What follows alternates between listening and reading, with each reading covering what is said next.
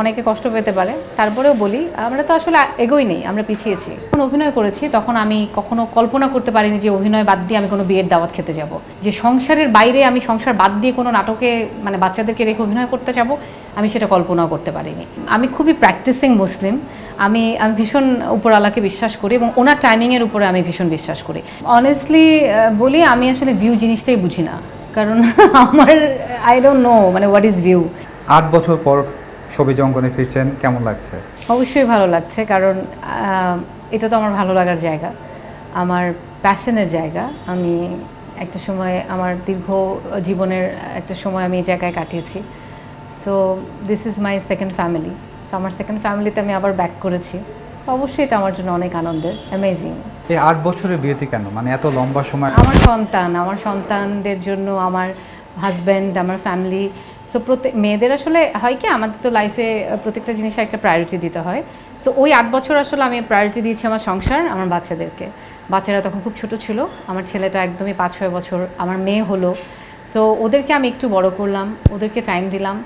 এখন আমি দেখছি যে ওরা ওদের নিজেদেরটা নিজেরাই করতে পারছে, মানে অ্যাটলিস্ট আমার বলতে হচ্ছে না যে হোমওয়ার্ক করেছো, পড়ালেখা শেষ হয়েছে কিনা, মানে ওরা ওদের নিজের জগৎটা তৈরি করে নিয়েছে। সো তখন আমাকে সবাই আবার বলছে যে ইউ শুড ওয়ার্ক এগেইন, মানে তোমার এই জায়গাটা তো আসলে সবার না, সবাই ফিরে পায় না, তো তুমি আবার কাজ শুরু করো। তো আমার ফ্যামিলির ইন্সপিরেশন এবং আমার যারা কালিগস আছে মিডিয়াতে, যারা অনেক কাছের মানুষ আছে, ওয়েলউইশার আছে, তাদের ইনফ্লুয়েন্সে, তাদের ইন্সপিরেশনেই আবার কাজ করা। অনেকদিন পরে ফিরছেন, তাও আবার পুলিশ অফিসার ক্যারেক্টারে, মানে এটা কেন? পুলিশের ক্যারেক্টার কেন, আসলে আমি দেখছিলাম যে এবার আমেরিকা থেকে ফিরে আসার পরে যে গল্পগুলো ওয়েবে বা বেশিরভাগ গল্পগুলো দেখা যাচ্ছিল যে আসলে পুরুষ কেন্দ্রিক, মেল প্রোটাগনিস্ট ক্যারেক্টারগুলো নিয়ে সবাই গল্পগুলো বেশি করছে। তো যে গল্পটা আমি কাজ করে আসলাম সেটা হচ্ছে দুটো মেয়েকে নিয়ে গল্প। দুটো মেয়েই মূল চরিত্র গল্পটির, এবং একটা হচ্ছে অ্যান্টাগনিস্ট, একজন প্রোটাগনিস্ট। একটি মেয়ে যে নেগেটিভ চরিত্রটি করে, যেটা করেছে কলকাতার, উনি হচ্ছে সিরিয়ালি কিল করে, সিরিয়ালি ক্রাইম করে, মানে যত রকম খারাপ কাজ আছে সবই করে। তো এই মেয়েটিকে ধরার জন্য আসলে আরেকটি মেয়ে পুলিশ অফিসার আসে ব্রাঞ্চ থেকে, ইনভেস্টিগেশন করে সে সলিউশন করে। সো দুটো গল্পই, পুরো গল্পটাই দুটো মেয়েকে নিয়ে। সো এই কারণে আমার গল্পটা খুব ভালো লেগেছে। আর পুলিশের চরিত্রে আমি আগে কখনো অভিনয় করিনি, এটাও একটা কারণ যে এই প্রথমবারের মতো আমি পুলিশের চরিত্রে অভিনয় করেছি। আপনার 8 বছর পর ফেরা গিরগিটি ওয়েব ফিল্মের মাধ্যমে, তো এই শব্দটি কেন গিরগিটি, এটার এই ওয়েব ফিল্মটার নামটা এটা দেওয়ার কারণ কি?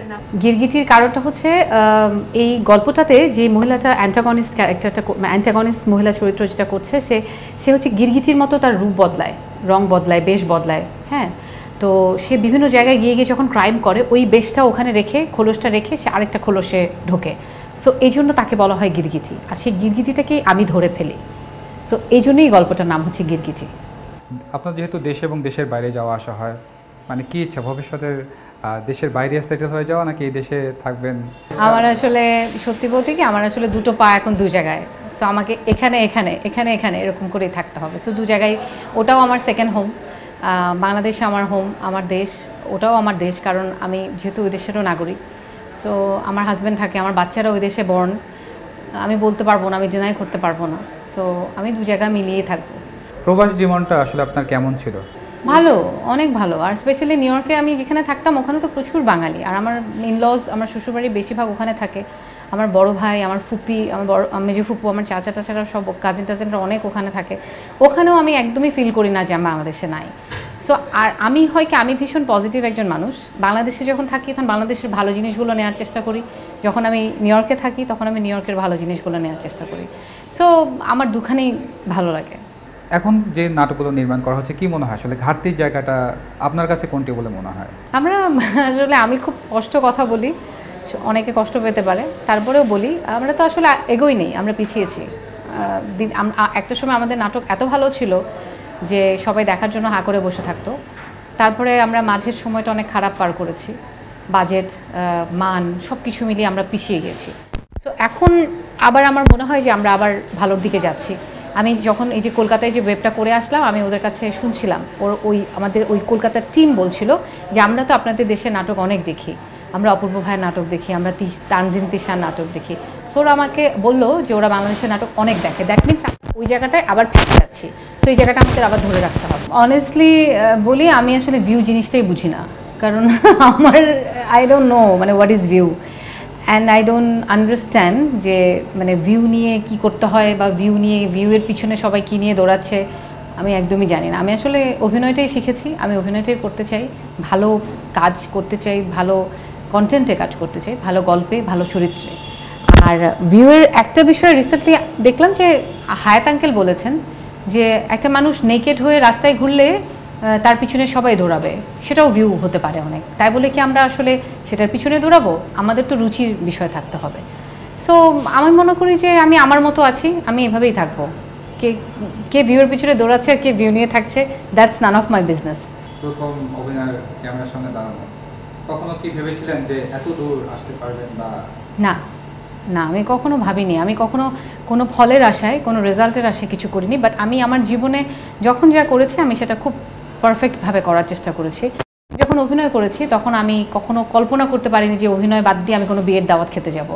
আবার যখন আমি সংসার করেছি তখন আমি সংসারটা এতই মনোযোগ দিয়ে করেছি যে সংসারের বাইরে আমি সংসার বাদ দিয়ে কোনো নাটকে মানে বাচ্চাদেরকে রেখে অভিনয় করতে যাব, আমি সেটা কল্পনাও করতে পারিনি।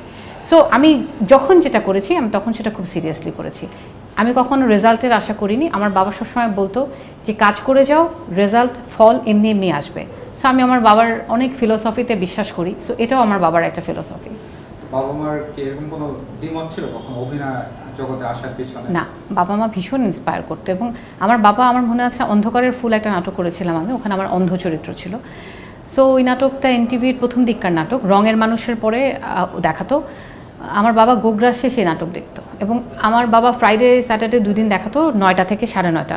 ওই দুদিন আমার বাবার যত জরুরি কাজ থাকতো সে বাসা থেকে কোথাও যেত না, কারণ ওই দুদিন সে হচ্ছে তার মেয়ের নাটক দেখবে, মেয়ের অভিনয় দেখবে।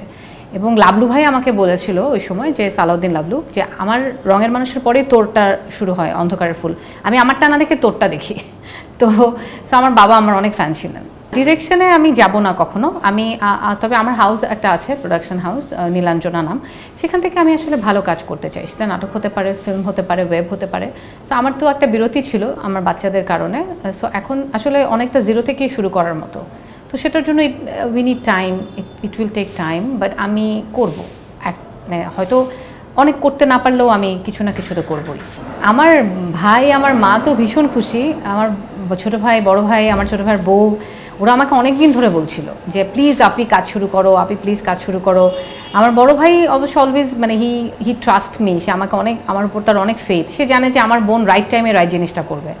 আমি আসলে একটু টাইম নিচ্ছিলাম, যেহেতু আমি আমেরিকা থেকে আমার বাচ্চাদেরকে এখানে নিয়ে আসছি, আমি ঠিক বুঝতে পারছিলাম না যে ওরা কতটুকু এখানে সেটেল ডাউন করতে পারবে। আমি যখন দেখলাম যে হ্যাঁ ওরা পারছে বা ওরা পারলো, তখন আমি স্টার্ট করলাম। আমি মনে করি যে প্রত্যেকটা জিনিসের একটা প্রপার টাইমিং আছে। এবং আমি ওয়ালটন ফ্রিজ কিনে অনেকের মতো আপনিও হয়ে যেতে পারেন মিলেনিয়াল, সেরা পণ্যের সেরা অফার। আমি খুবই প্র্যাকটিসিং মুসলিম, আমি ভীষণ উপরওয়ালাকে বিশ্বাস করি, এবং ওনার টাইমিংয়ের উপরে আমি ভীষণ বিশ্বাস করি। সো অবভিয়াসলি যারা আমার ভালো চায়, যারা আমার ওয়েল উইশার, আমি যখন ফেসবুকে আমার নিউজগুলো শেয়ার করেছি আমার ওয়ালে, বা আমি মানুষ জেনেছে, তখন মানে অনেক মানুষ এত ভালো ভালো উইশ করেছে আমাকে যে এটা একটা বিরাট সুখবর, এটা একটা বিরাট অভিনন্দন, এটা একটা বিরাট ব্যাপার যে রিচি আবার অভিনয় করছে, রিচিকে আবার স্ক্রিনে দেখবো। সো এগুলো তো আমার কাছে অনেক বড় পাওয়া।